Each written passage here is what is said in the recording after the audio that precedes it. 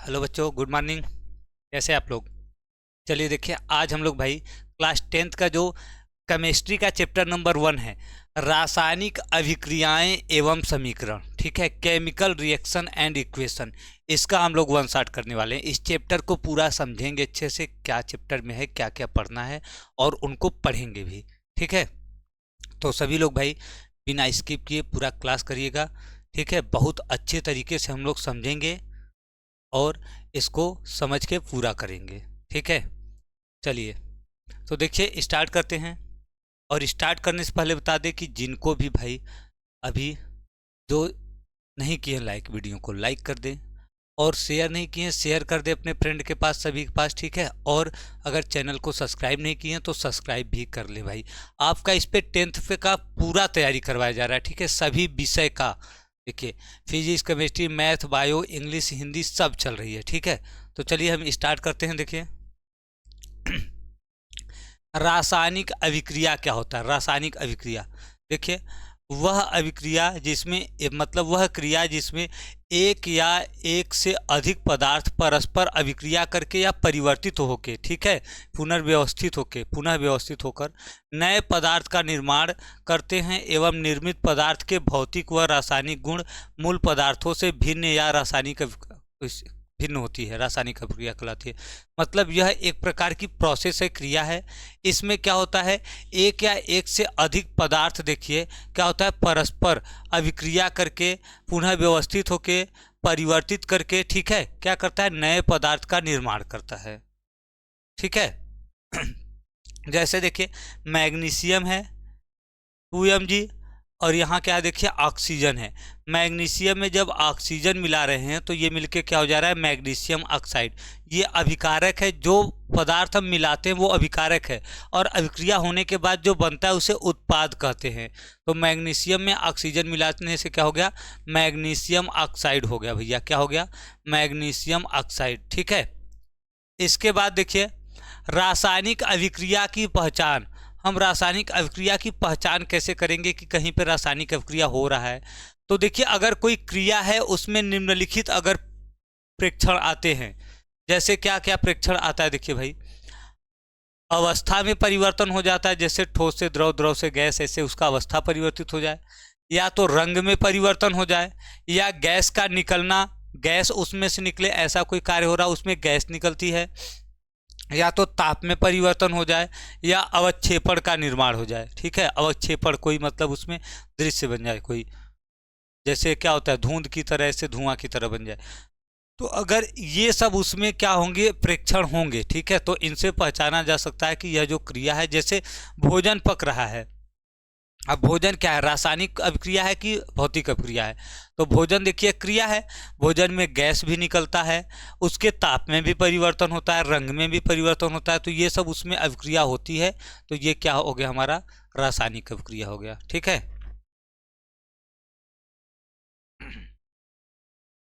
चलिए अगला देखेंगे हम। देखिए आगे क्या है, देखिए भाई, आगे देखिए रासायनिक समीकरण, केमिकल इक्वेशन। रासायनिक समीकरण देखिए क्या होता है, किसी रासायनिक अभिक्रिया का उसमें भाग लेने वाले पदार्थों या फिर कह सकते हैं कि प्रतीकों तथा सूत्रों के माध्यम से संक्षिप्त प्रदर्शन क्या कहलाता है, समीकरण। देखिए कोई भी रासायनिक अभिक्रिया है उसको संक्षेप रूप में, मतलब छोटे रूप में, सांकेतिक भाषा, सीधे कह सकते हैं संकेत के रूप में लिखना क्या कहलाता है, समीकरण कहलाता है। जैसे देखिए यह है कि रासायनिक अभिक्रिया में प्रयुक्त पदार्थ या अभिकारक को देखिए हम क्या कहते हैं, क्या कहते हैं, देखिए क्रियाकारक और उत्पाद कहते हैं। तो देखिए जैसे हम कह सकते हैं कि जब मेथेन ऑक्सीजन से अभिक्रिया करता है तो कार्बन डाइऑक्साइड और जल बनाता है। तो देखिए इसको संकेत के अनुसार लिख देंगे। वैसे हिंदी में हम क्या लिखेंगे, ऐसे लिखेंगे, मेथेन में ऑक्सीजन गैस प्रवाहित करने पर क्या बनता है, कार्बन डाइऑक्साइड बनता है, और क्या बनता है, देखिए जल बनता है। अब इसका संकेत के रूप में लिख दिए, संकेत दिखा दिए, तो ये क्या हो गया, हमारा समीकरण हो गया।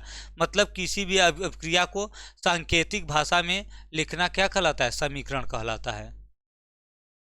और देखिए रासायनिक समीकरण लिखने की विधि क्या क्या है, रासायनिक समीकरण लिखने की विधि क्या क्या है भाई। ठीक है, तो देखिए रासायनिक समीकरण लिखने की विधि ठीक है, क्या क्या है देखिए भाई, किसी भी रासायनिक अभिक्रिया को रासायनिक समीकरण में परिवर्तित करने के लिए निम्नलिखित तत्वों की जानकारी आवश्यक है। अभिक्रिया में भाग लेने वाले सभी क्रिया कारकों तथा उत्पादों के अणुसूत्र या प्रतीक ज्ञात होने चाहिए।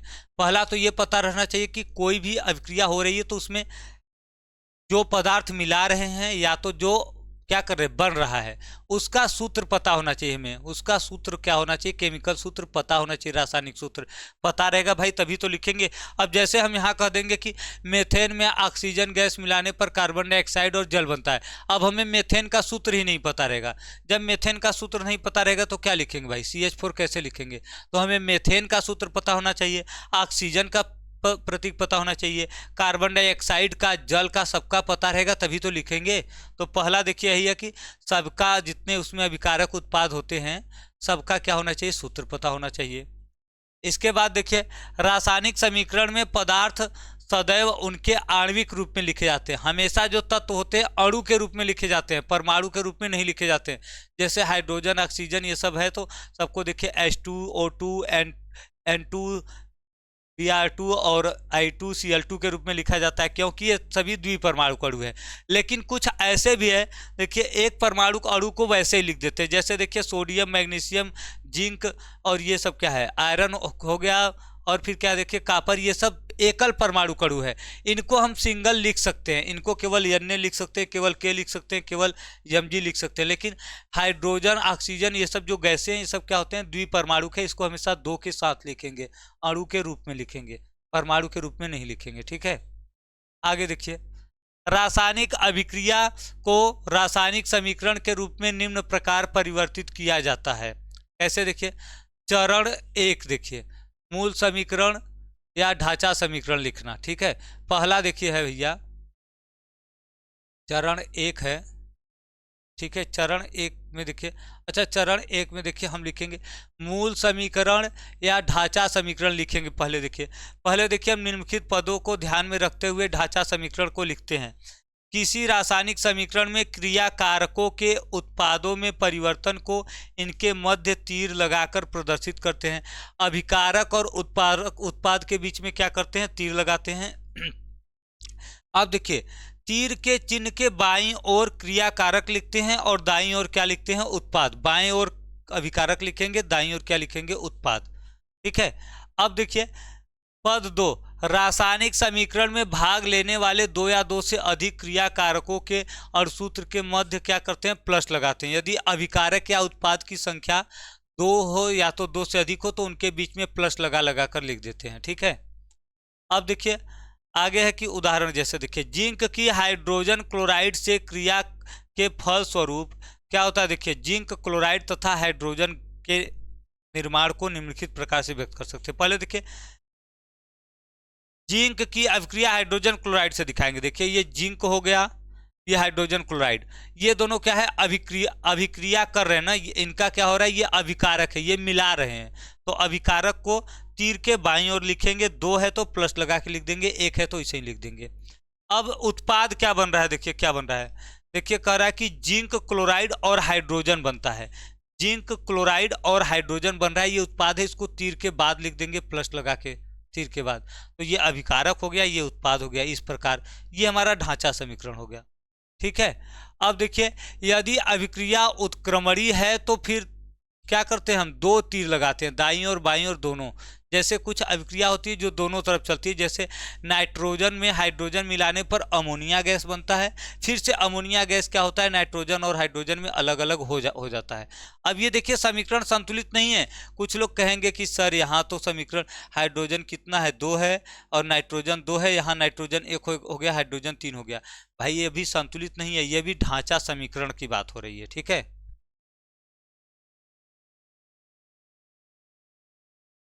ठीक है, देखिए लिखा है इस प्रकार प्राप्त समीकरण को क्या कहते हैं, ढांचा समीकरण कहते हैं। इनमें दाईं ओर लिखे विभिन्न तत्वों के परमाणु की संख्या उनके बाईं ओर लिखी संख्या के समान भी हो सकती है और नहीं भी। इसमें देखिए वही कहना, तत्वों की संख्या समान हो भी सकती है, ढांचा वाले में नहीं हो सकती है। अब जब हम ढांचा समीकरण से संतुलित समीकरण बनाएंगे तब हमेशा क्या होगा, बराबर होगा। कैसे देखिए हम बनाएंगे भाई, देखिए है कि चरण 2 देखिए, संतुलित रासायनिक समीकरण लिखना। संतुलित रासायनिक समीकरण देखिए, द्रव्य की अविनाशिता के नियम के अनुसार देखिए, किसी रासायनिक अभिक्रिया में अभिकारकों के उत्पादों में परिवर्तन के फलस्वरूप न ही कोई परमाणु नष्ट होता है और न ही कोई निर्मित होता है। न तो कोई परमाणु बनेगा, न तो कोई क्या होगा, निर्मित होगा। जितना रहेगा उतना उधर मिल जाएगा। यदि रासायनिक समीकरण के दोनों पक्षों में ऐसा नहीं है तो बाईं ओर लिखे प्रत्येक तत्व के परमाणु की संख्या दाईं ओर लिखे उनके परमाणु की संख्या के समान करते हैं, बराबर करते हैं। अगर नहीं है, बराबर नहीं, जैसे देखिए इसी में बराबर नहीं है तो ये ढांचा समीकरण है। अब हम इसको जोड़ घटा के बराबर करेंगे, बराबर करेंगे तो वह क्या कहलाएगा, उसे हम बोलते हैं संतुलित रासायनिक समीकरण। देखिए अब कैसे करते हैं, देखिए जैसे देखिए मैग्नीशियम को वायु में जलाने पर क्या बनता है, MgO। अब इसमें देखिए क्या बराबर तो नहीं है, ये ढांचा समीकरण है।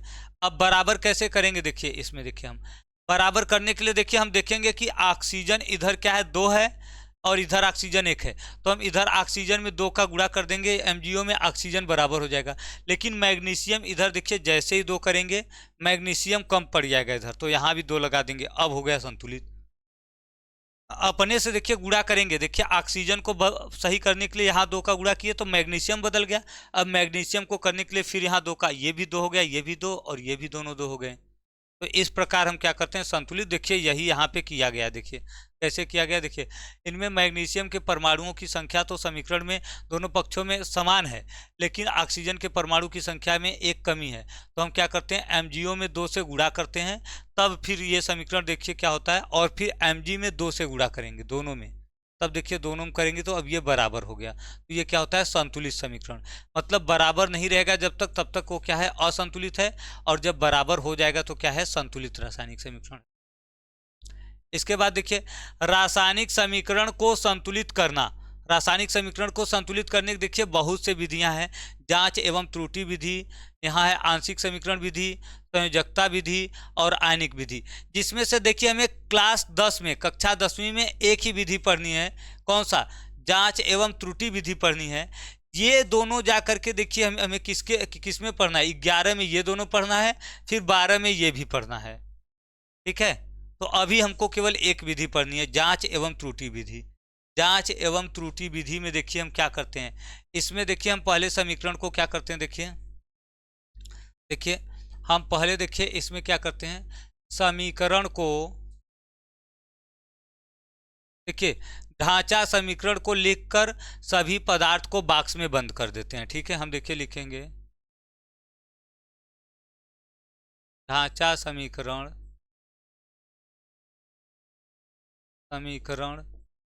को लिखकर सभी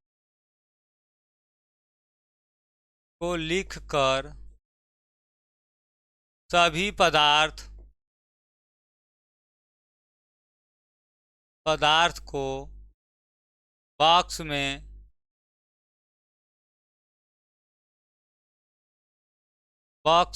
में बंद कर देते हैं ना, में बंद कर देते हैं, ठीक है, बॉक्स में बंद कर देते हैं। अब हम क्या करेंगे, देखिए दूसरा पॉइंट, हम दूसरा पॉइंट देखिए ये लिखेंगे कि देखिए दूसरा पॉइंट हम क्या लिखेंगे, देखिए अभिकारक और उत्पाद के में तत्वों की संख्या का आंकड़ा तैयार करते हैं, ठीक है। देखिए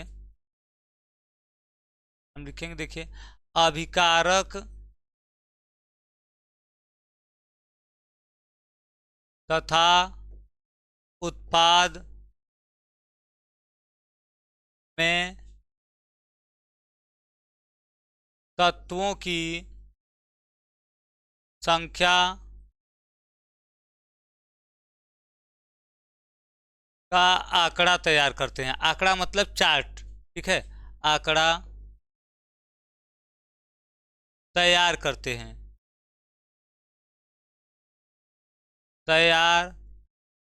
हैं, ठीक है।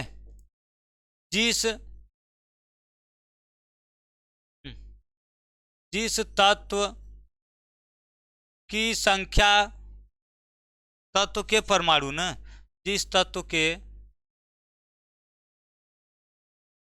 परमाणु संख्या में अधिक अंतर होता है, परमाणु संख्या में अधिक अंतर होता है, अधिक अंतर होता है, पहले उसको संतुलित करते हैं, संतुलित करते हैं, फिर एक एक करके सभी को संतुलित करेंगे। ठीक है, फिर एक एक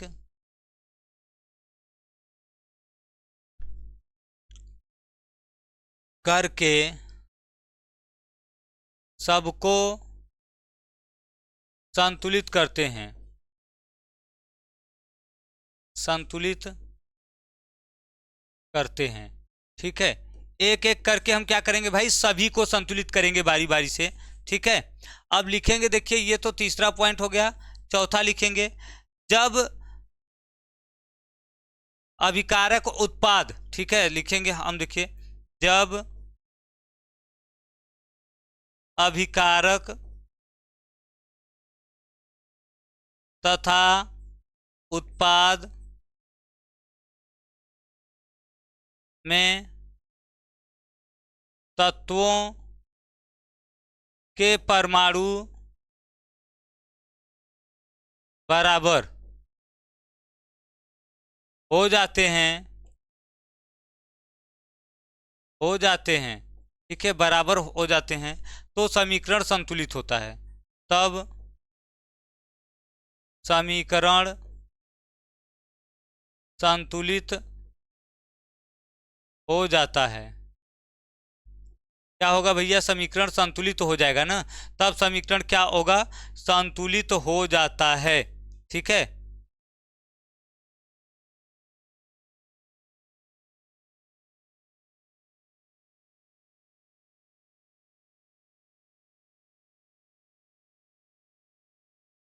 चलिए ठीक है।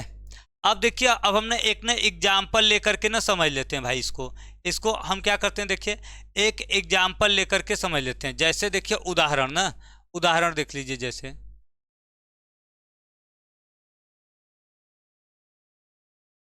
देखिए, जैसे में देख लीजिए, हम एक देख लेते हैं भैया। जैसे में देखिए हमारे पास देखिए है, अभी हम क्या लिखे थे, देखिए N2 + H2 इज इक्वल, क्या लिखे थे भैया, NH3, यही लिखे थे।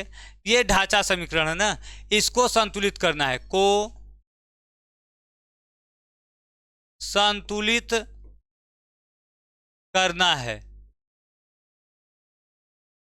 ठीक है, देखिए ये समीकरण दिया गया है, इसको हमें क्या करना है, संतुलित करके दिखाना है। तो हम क्या करेंगे, देखिए पहले प्रथम, देखिए प्रथम पद देखेंगे ना। प्रथम पद में देखिए हम क्या करते हैं, देखिए प्रथम पद देखिए हम लिखेंगे, यही था ना। देखिए प्रथम पद क्या था, समीकरण को लिखकर सभी पदार्थ को बॉक्स में बंद कर देंगे। प्रथम पद में देखिए हम ये लिखेंगे N2 + H2 और फिर क्या आ जाएगा, देखिए NH3, इसको भी बॉक्स में बंद कर देंगे, इसको भी बॉक्स में बंद कर देंगे, इसको भी बॉक्स में बंद कर देंगे। अब कहेंगे सर बॉक्स में क्यों बंद करते हैं। बॉक्स में बंद करने का मतलब देखिए होता है तात्पर्य कि अब हम इसके अंदर कोई परिवर्तन नहीं करते हैं। जो भी गुणा भाग करना होगा, जोड़ना घटाना होगा, इसके बाहर कर सकते हैं। उसके अंदर वाला जो मतलब मान, उसको हम नहीं बदल सकते हैं कभी। जो दिया है उसमें परिवर्तन नहीं करना, उसके अतिरिक्त हम कुछ कर सकते हैं। अब देखिए दूसरा पद हम क्या लिखेंगे, देखिए देखिए द्वितीय पद ना, द्वितीय पद। देखिए द्वितीय पद में हम क्या देखेंगे भाई, देखिए हम लिखेंगे, देखिए ऐसे, देखिए चार्ट बनाएंगे ना। देखिए हम लिखेंगे, देखिए अभिकारक, अभिकारक और उत्पाद में देखिए जैसे नाइट्रोजन है और क्या है, हाइड्रोजन है ना। नाइट्रोजन के परमाणु की संख्या कितनी है, देखिए अभिकारक में 2 है, और हाइड्रोजन भी कितनी है, 2 है। यहाँ देखिए नाइट्रोजन कितना आ गया, देखिए 1 हो गया, और ये कितना हो गया, 3। अब बताइए अंतर तो दोनों में बराबर है, इसमें भी एक का अंतर है, इसमें भी एक का अंतर है। अब हम चाहे जिसका क्या कर सकते हैं, संतुलित कर सकते हैं। मान लीजिए हम कह देंगे कि पहले हम किसको करते हैं, नाइट्रोजन को ना। तो देखिए हम लिख देंगे, देखिए हम लिखेंगे, देखिए ऐसे एक मिनट, नाइट्रोजन को संतुलित करने के लिए, संतुलित करने के लिए क्या करेंगे, देखिए इस वाले में 2 का गुणा कर देंगे ना, NH3 में 2 से गुणा करने पर, गुणा करने पर, ठीक है। NH3 में 2 से गुणा करेंगे तो देखिए क्या आ जाएगा, देखिए हमारा, हम फिर देखिए ऐसे लिखेंगे, देखिए N2 तो है ही, ठीक है, प्लस H2 भी है, ठीक है, और फिर क्या आ जाएगा, देखिए फिर देखिए हम देखेंगे कि क्या आ जाएगा, देखिए NH3, इसमें 2 से गुणा कर देंगे ना, 2 से गुणा कर दिए। अब देखिए जितनी बार गुणा करेंगे उतनी बार फिर से ये चार्ट बनाएंगे, फिर से ये चार्ट बनाकर हम काउंटिंग करेंगे। तीसरे पद में देखिए, तीसरा तृतीय पद में हम देखिए क्या देखेंगे भाई, तृतीय पद ना, तृतीय पद में देखिए हम फिर से चार्ट बना के देखेंगे। फिर देखिए हम देखेंगे नाइट्रोजन और हाइड्रोजन 2 ही है, अभिकारक और उत्पाद ना। अब देखिए अब कितना है, देखिए नाइट्रोजन तो 2 का 2 ही रह गया, और इधर भी क्या हो गया, 2 हो गया। हाइड्रोजन इधर 2 रह गया, इधर कितना रह गया, इधर देखिए 3 दूना 6 हो गया।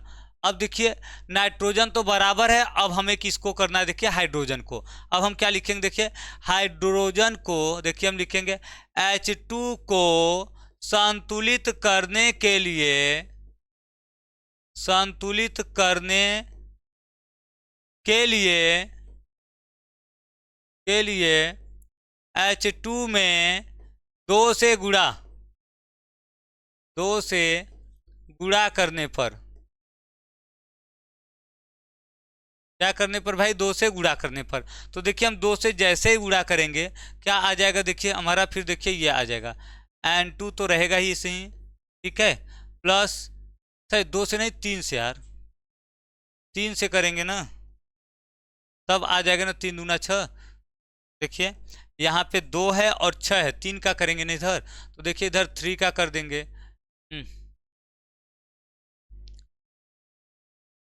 H2 है, इसमें 3 का कर देंगे, और फिर क्या बन जाएगा, देखिए इधर हमारा 2NH3, ठीक है। अब देखिए हम स्टेप 4 में क्या करेंगे, स्टेप 4 में देखिए फिर से हम क्या करेंगे, काउंट करेंगे, ठीक है। देखिए स्टेप, देखिए चतुर्थ पद, चतुर्थ पद में देखिए हम यही लिखेंगे कि काउंट करेंगे, फिर जितनी बार गुणा करेंगे बताए उतनी बार काउंट करेंगे। अभिकारक उत्पाद में तत्वों के परमाणुओं की संख्या बराबर है, ठीक है। हम लिखेंगे देखिए काउंट करके, अभिकारक उत्पाद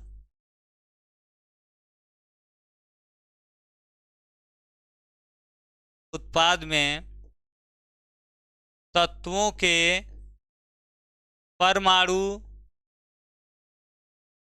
की संख्या बराबर है। अतः समीकरण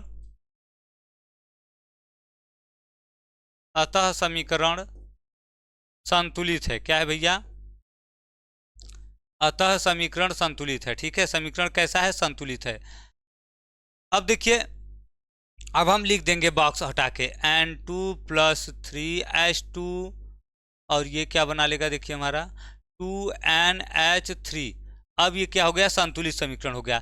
तो मतलब हम तब तक देखिए एक एक करके गुणा करते रहेंगे सभी तत्वों का, जब तक कि सारे तत्व बराबर न हो जाएं, और जितनी बार गुणा करेंगे उतनी बार चार्ट बनाते रहेंगे, और जब लास्ट में बराबर हो जाएगा तो फिर समीकरण क्या हो गया, संतुलित हो गया, ठीक है। तो ये देखिए हो गया हमारा संतुलन करने का, संतुलित करने की विधि। अब है देखिए रासायनिक समीकरण को अधिक सूचनात्मक बनाना। क्या है देखिए, रासायनिक समीकरण को अधिक सूचनात्मक बनाने के लिए क्रिया कारकों तथा उत्पादों के भौतिक अवस्था को प्रतीकों द्वारा व्यक्त करते हैं। जैसे देखिए ठोस की जगह हो तो उसको यस लिख देते हैं, द्रव है तो यल लिख देते हैं लिक्विड, गैस है तो जी लिख देते हैं, तथा जली विलयन के लिए एक्यू लिख देते हैं। ठीक है, मतलब एक्वा होता है जली विलयन।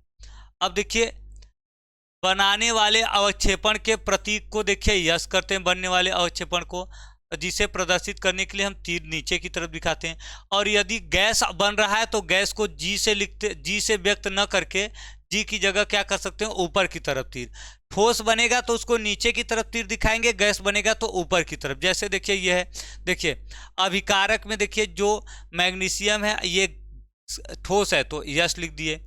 सल्फ्यूरिक अम्ल है देखिए ये विलयन के रूप में द्रव अवस्था में है तो क्या लिख देंगे यहाँ AQ, जली विलयन है। अब जो पदार्थ बनेगा देखिए Mg2SO4 मैग्नीशियम सल्फेट बना, ये कुछ नहीं है, ये तो इसी जल के रूप में है। लेकिन जो हाइड्रोजन है गैस है तो गैस में देखिए जी की जगह अगर अभिकारक में गैस होता तो हम जी लिख देते, अब उत्पाद में गैस है तो तीर ऊपर की तरफ बना देंगे। ठीक है, बस यही करेंगे। और देखिए अभिक्रिया की परिस्थितियों ताप एवं दाब उत्प्रेरक को तीर के ऊपर लिखते हैं, मतलब जितने ताप पर होता है अभिक्रिया उसको तीर के ऊपर ऐसे लिख करके व्यक्त कर देते हैं। तो ये पूरा क्या है हमारा अच्छे से जानकारी मिलती है समीकरण की। ठीक है, अब देखिए अभिकारकों को के गर्म करने के को तीर के ऊपर डेल्टा दिखाते हैं। डेल्टा है तो मतलब ये गर्म किया जा रहा है, क्या किया जा रहा है, गर्म किया जा रहा है। ठीक है, और यदि फिर देखिए कर रहा है सांद्रण को दर्शाने के लिए अभिकारकों के सूत्र के पहले या नीचे तनु या सांद्र लिख देते हैं। ठीक है, तनु लिख देते हैं या तो फिर सांद्र लिख देंगे भैया, सांद्रण को दर्शाने के लिए तनु लिख देंगे चाहे सांद्र लिख करके व्यक्त करेंगे। ठीक है, चाहे तनु लिखकर व्यक्त करेंगे या फिर क्या लिखकर व्यक्त करेंगे, सांद्र लिखकर व्यक्त करेंगे।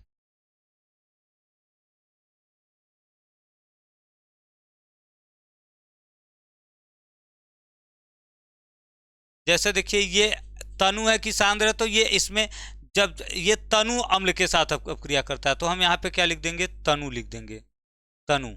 सांद्र रहेगा तो सांद्र लिख देंगे। ठीक है, अब इसी की तरह देखिए मुक्त हुई उष्मा को उत्पाद की ओर प्लस तीर दिखाकर देखते हैं। प्लस है तो ये मुक्त उष्मा है, मतलब ये उष्मा छेपी है, उष्मा बाहर निकाल रहा है, और माइनस लगा है तो ये उष्मा शोषी है, उष्मा ग्रहण कर लग रहा है, कर रहा है। ठीक है, और इसी प्रकार देखिए अगर उत्क्रमणीय अभिक्रिया है तो हम दोनों तरफ तीर दिखाते हैं, दोनों तरफ कि अभिक्रिया इधर भी चल सकती है इधर भी चल सकती है। ठीक है, अब देखिए रासायनिक समीकरण का महत्व। रासायनिक समीकरण का महत्व मतलब हमें इससे क्या क्या जानकारी प्राप्त होती है रासायनिक समीकरण से। देखिए कोई भी रासायनिक समीकरण रासायनिक अभिक्रिया में भाग लेने वाले अभिकारक एवं उत्पादों के पश्चात प्राप्त उत्पाद के संदर्भ में जानकारी देता है। जो उत्पाद मिलता है उसके संदर्भ में जानकारी देता है, कैसा उत्पाद है, किस प्रकार का कौन सा उत्पाद है। इससे अभिकारक एवं उत्पाद के अणुओं में परमाणुओं के संगठन की व्यवस्था का पता चलता है, मतलब अब अभिकारक और उत्पाद में परमाणु किस प्रकार से संगठित हैं, जुड़े हैं, इसका भी जानकारी मिलता है। और क्या क्या मिलता है देखिए समीकरण से हमें, इससे अणुओं की अभिक्रियाओं एवं द्रव्यमान के आपेक्षिक अनुपात का भी ज्ञान होता है। रासायनिक समीकरण से अभिक्रिया की प्रकृति का पता चलता है, अभिक्रिया रासायनिक है कि कैसा है, क्या है। रासायनिक समीकरण द्वारा रासायनिक अभिक्रिया में प्रयुक्त या निर्मित गैसीय पदार्थों के आयतन का ज्ञान होता है। ठीक है, अब देखिए रासायनिक अभिक्रिया के प्रकार क्या है भैया, रासायनिक अभिक्रिया के प्रकार हैं। ठीक है, रासायनिक अभिक्रिया के प्रकार देखिए तो रासायनिक अभिक्रिया देखिए मुख्यतः 5 प्रकार के होते हैं। कौन कौन से देखिए, संयोजन अभिक्रिया। संयोजन मतलब कॉम्बिनेशन रिएक्शन। क्या होता है भैया, कॉम्बिनेशन रिएक्शन।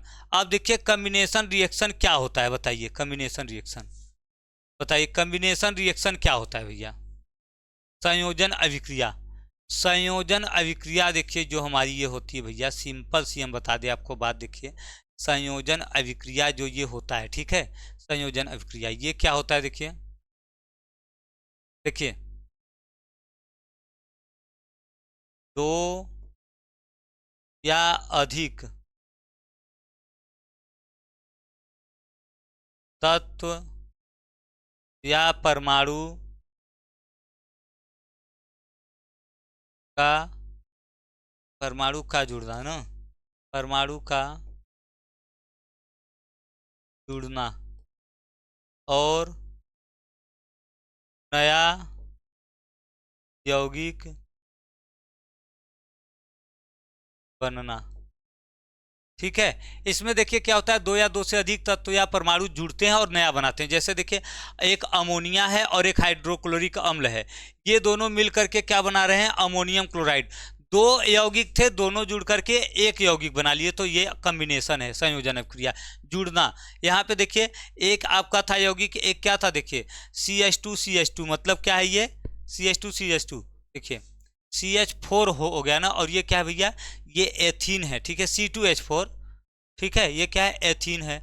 अब इसमें हाइड्रोजन गैस मिला दिए तो देखिए ये क्या बना लेगा, एथेन बना लेगा, मतलब दो यौगिक मिल करके एक बना लिए। तो ये देखिए कॉम्बिनेशन रिएक्शन है, संयोजन जिसमें जुड़ता है। इसी के विपरीत देखिए एक अभिक्रिया रहेगा वियोजन अभिक्रिया। वियोजन अभिक्रिया देखिए क्या होता है, जिसमें एक पदार्थ दो या दो से अधिक पदार्थों में टूट जाता है। वियोजन अभिक्रिया में क्या होता है, एक ही पदार्थ रहेगा, वो किसी विधि द्वारा दो या तीन में ऐसे टूट जाएगा, अलग अलग हो जाएगा। जैसे देखिए क्या है, कैल्शियम कार्बोनेट है, जब इसका हम गर्म करते हैं, उष्मा देते हैं, इसमें दो प्रकार का होता है, एक देखिए ऊष्मीय अपघटन होता है और एक होता है प्रकाश अपघटन। ठीक है, और एक होता है विद्युत अपघटन। तीन प्रकार का होता है। जब उष्मा देने पर, उसका ताप बढ़ाने पर होता है, ठीक है, तब इसे बोलते हैं ऊष्मीय अपघटन। जैसे ताप बढ़ाने पर कैल्शियम कार्बोनेट को गर्म करते हैं, उष्मा देते हैं, तो ये कैल्शियम ऑक्साइड में और कार्बन डाइऑक्साइड में बदल जाता है। किसमें, कैल्शियम ऑक्साइड और कार्बन डाइऑक्साइड में बदल जाता है। ठीक है, अब देखिए प्रकाश अपघटन।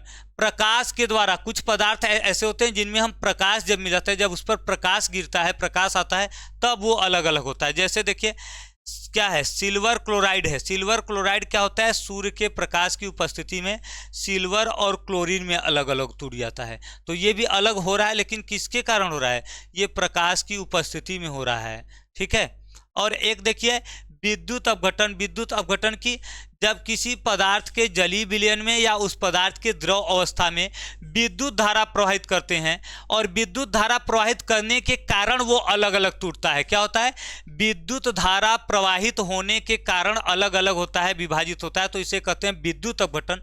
जैसे देखिए जल है, जब जल में विद्युत धारा प्रवाहित करते हैं तो ये क्या होता है, H2 हाइड्रोजन, और हाइड्रोजन कैथोड पे चला जाएगा, क्योंकि कैथोड माइनस होता है, हाइड्रोजन प्लस होता है। ऑक्सीजन माइनस है तो ये प्लस वाले की तरफ, एनोड की तरफ चला जाता है, अलग हो जाता है। तो ये देखिए ये अलग अलग क्यों हो रहे हैं, विद्युत के कारण, विद्युत धारा कारण। तो ये क्या हो जाएगा, विद्युत अपघटन। तो ये देखिए हो गया हमारा वियोजन।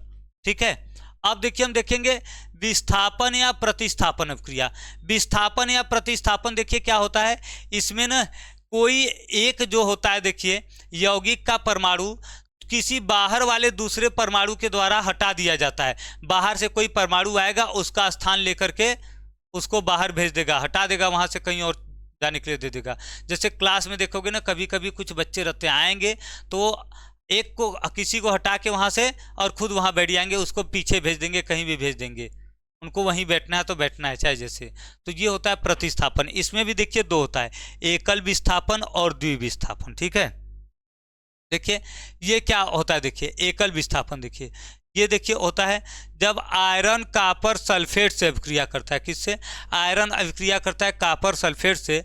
तो देखिए जो आयरन है विद्युत रासायनिक श्रेणी में कापर से ऊपर है, तो ये क्या करेगा, कापर से अधिक क्रियाशील है, तो ये कापर को हटा देगा, यहाँ से कापर का सीट ले लेगा, खुद बैठ जाएगा और कापर को अपनी जगह भेज देगा, अलग भेज देगा बाहर कहीं। उभय अपघटन अभिक्रिया, इसमें एक दूसरे का करते हैं, एक परमाणु उसको हटाता है, दूसरा उसको हटाता है। जैसे देखिए यहाँ है, देखिए अब इसमें क्या रहेगा, देखिए ये जो क्लोरीन है, क्लोरीन आएगा NO3 को हटा करके इसका स्थान ले लेगा, तो NO3 इसका स्थान ले लेगा। देखिए क्लोरीन उसके स्थान पे चला जाएगा, NO3 उसके। तो यहाँ पर क्या था, सिल्वर नाइट्रेट था और पोटेशियम क्लोराइड था। सिल्वर क्लोराइड बन गया और पोटेशियम नाइट्रेट, दोनों एक दूसरे का स्थान ले लिए, तो ये होता है उभय अपघटन। ठीक है, और देखिए क्या है, उष्माक्षेपी तथा उष्माशोषी अभिक्रिया है चौथा। उष्माक्षेपी क्या होता है, उष्माशोषी क्या होता है। देखिए उष्माक्षेपी अभिक्रिया होती है जिसमें क्या होता है, उष्मा बाहर निकलता है। उष्माक्षेपी मतलब देखिए उष्मा बाहर निकलना, ठीक है। और उष्माशोषी में क्या होता है भैया, उष्मा ग्रहण होना, ठीक है। देखिए इसी से आप समझ जाएंगे। उष्माक्षेपी अभिक्रिया वे अभिक्रिया होती है जिस अभिक्रिया में उष्मा बाहर निकलता है, ठीक है। जैसे देखिए जब कार्बन होता है, ग्रेफाइट कार्बन, इसमें ऑक्सीजन मिलाएंगे तो ये क्या होगा, कार्बन डाइऑक्साइड बनेगा और 94 किलो कैलोरी उष्मा निकलता है। और उष्मा जो बाहर निकलता है उसको प्लस करके दिखाते हैं, क्या करके, प्लस करके दिखाते भैया। जैसे कभी कभी देखो चूना भी हाथ में ले लो, रगड़ो चूना, तो वहाँ से भी क्या होता है, गर्मी निकलती है। जो धावन सोडा होता है जब उसको जल में घोलते हैं तो वो पानी गर्म हो जाता है, वो भी उष्माक्षेपी है, उष्मा बाहर निकलता है।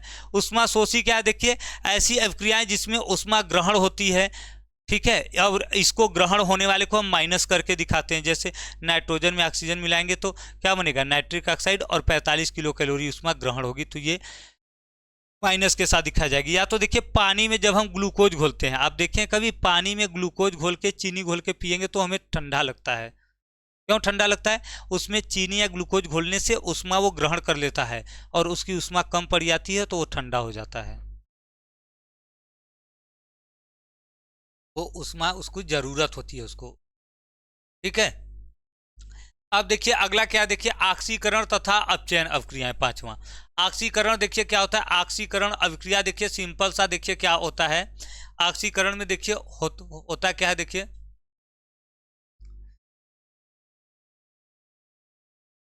माइनस आयन का बढ़ना, ठीक है। जब ऋण आयन बढ़ता है तो क्या होता है, ऑक्सीकरण। और यहाँ पे देखिए क्या होता है, धन आयन का बढ़ना। जब किसी परमाणु पर ऋण आयन बढ़ता है, ठीक है, तो क्या होता है भाई, ऑक्सीकरण। और जब धन आयन बढ़ता है तो अपचयन। अब देखिए जैसे यहाँ देखिए SnCl2 था, 2 ऋण आयन थे, अब इसमें क्लोरीन जोड़ दिए तो SnCl4 हो गया, मतलब इसमें देखिए क्लोरीन की संख्या बढ़ गई। क्लोरीन क्या होता है, ऋण विद्युतीय तत्व होता है, तो इसमें मतलब ऋणात्मक आयन बढ़ गया, ऋण आयन की संख्या बढ़ गई, तो क्या है, ऑक्सीकरण है। और अपचयन में देखिए क्या होता है, CuCl2 है प्लस Cu, देखिए ये आ गया 2CuCl2। पहले देखिए 2 क्लोरीन पे 1 कापर था, अब 1 क्लोरीन पे 1 कापर है, मतलब कापर का प्रतिशत बढ़ गया इसमें। और कापर क्या होता है, धनात्मक आयन होता है, तो मतलब इसमें धन आयन की संख्या बढ़ गई, तो ये क्या होगा, अपचयन होगा, ठीक है। ऑक्सीकरण तथा अपचयन, ऑक्सीकरण तथा अपचयन ना, ऑक्सीकरण तथा अपचयन क्या होता है भैया।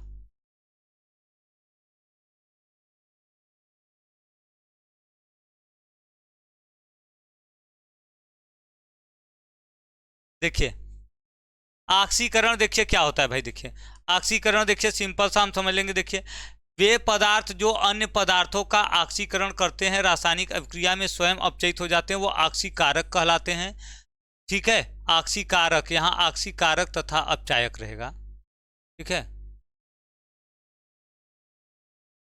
ऑक्सीकारक रहेगा।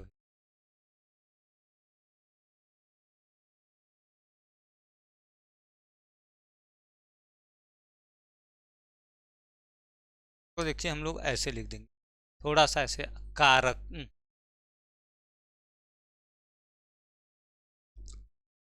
ऑक्सीकारक, ठीक है। और यहाँ अपचायक लिख देंगे,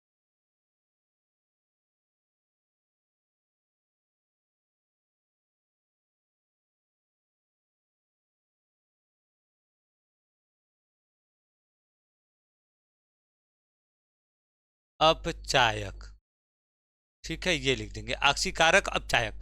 अब देखिए जो जिनका ऑक्सीकरण होता है वो अपचायक होते हैं। जैसे देखिए यहाँ पोटेशियम ब्रोमाइड पे क्लोरीन, देखिए क्या हो रहा है, क्लोरीन जुड़ गया, ब्रोमीन बाहर निकल गया। यहाँ देखिए क्लोरीन ऑक्सीकारक है, क्लोरीन क्या है, ऑक्सीकारक है, जिसके द्वारा KBr का ऑक्सीकृत हो जा रहा है। क्लोरीन कहीं पे जाता है तो ऑक्सीकरण अभिक्रिया करता है, तो ये क्या होता है, ऑक्सीकारक है, ठीक है। ऑक्सीजन, ओजोन, हाइड्रोजन पेरोक्साइड, ये सब क्या होते हैं, ऑक्सीकारक के उदाहरण है। दूसरा देखिए क्या है, अपचायक। देखिए वे पदार्थ जो अन्य पदार्थों का अपचयन करते हैं उसे क्या कहते हैं, उसे बोलते हैं अपचायक। ठीक है, जैसे देखिए ये है मर्क्यूरी क्लोराइड है, इसमें देखिए स्टेनस क्लोराइड है। तो देखिए यहाँ पर इसमें क्या हो रहा है, देखिए SnCl2 अपचायक है क्योंकि यह स्टेनस क्लोराइड को स्टेनिक क्लोराइड में बदल देता है, मतलब इसमें क्लोरीन की संख्या बढ़ा देता है। तो यह क्या है, हमारा अपचायक है।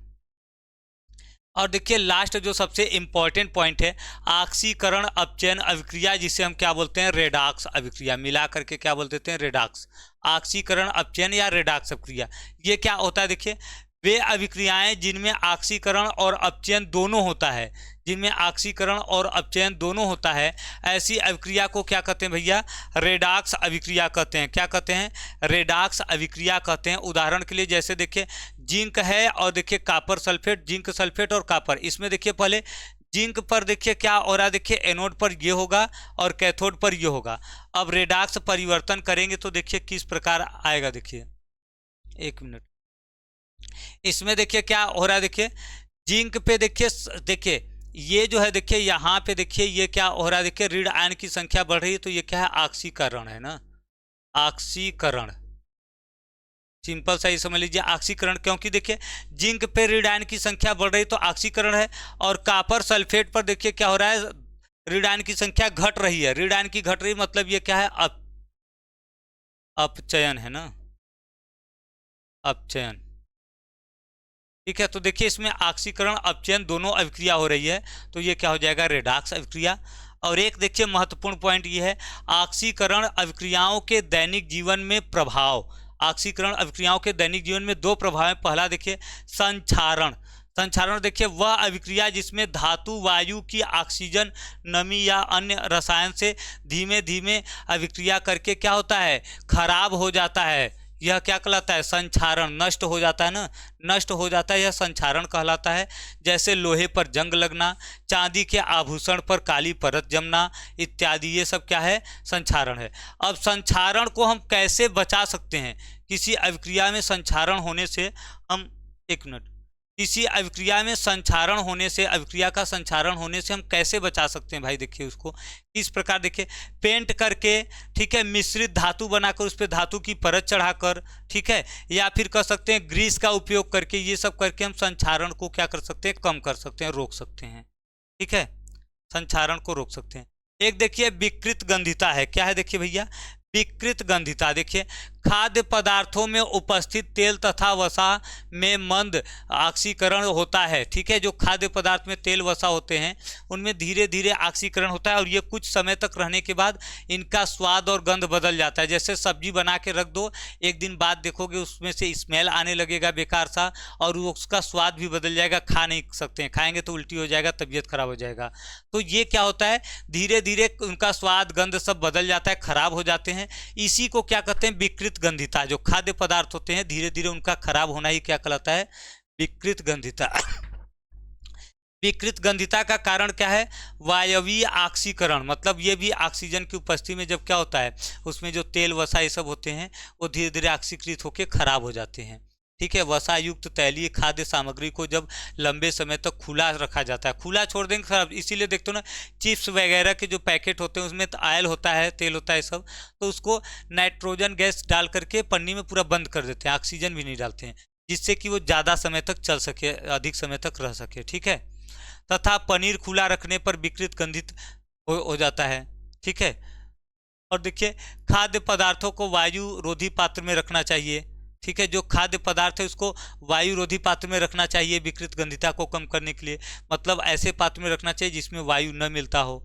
इसके बाद देखिए निम्न ताप पर पके हुए खाने का प्रशीतन करना चाहिए। जो निम्न ताप पर खाना पकता है उसका प्रशीतन करना चाहिए।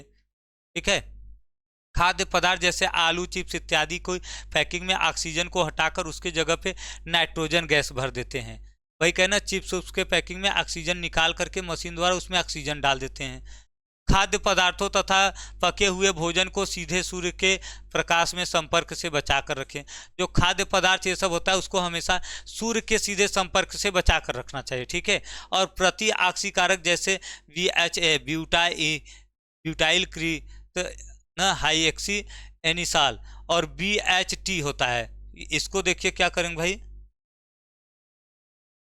अच्छा बस यही, ये है ही नहीं इसको, अरे ये तो है ही नहीं पॉइंट में, इसको तक लगा दी। चलिए, तो देखिए बस ये इतना पॉइंट, ये है विकृत गंधिता को कम करने के उपाय, ठीक है।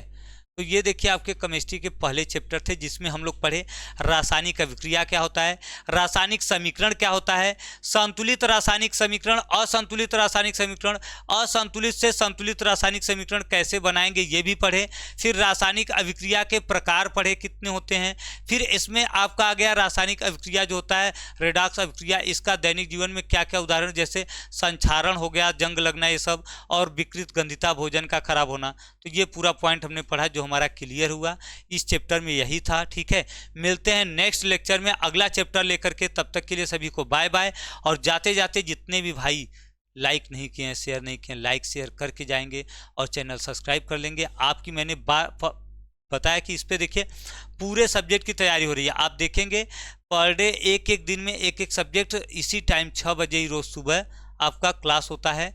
एक दिन फिजिक्स होगा, तो एक दिन मैथ, तो एक दिन केमिस्ट्री, तो एक दिन सोशल साइंस, एक दिन हिंदी, ऐसे आपका रेगुलर एक एक दिन क्या करता है, हर सब्जेक्ट चलाया जाता है, ठीक है। पूरा तैयारी कराया जाएगा, आपको कहीं स्कूल के बाद कहीं कोचिंग वोचिंग जाने की ज़रूरत नहीं पड़ेगी। चलिए मिलते हैं नेक्स्ट क्लास में, तब तक के लिए बाय बाय।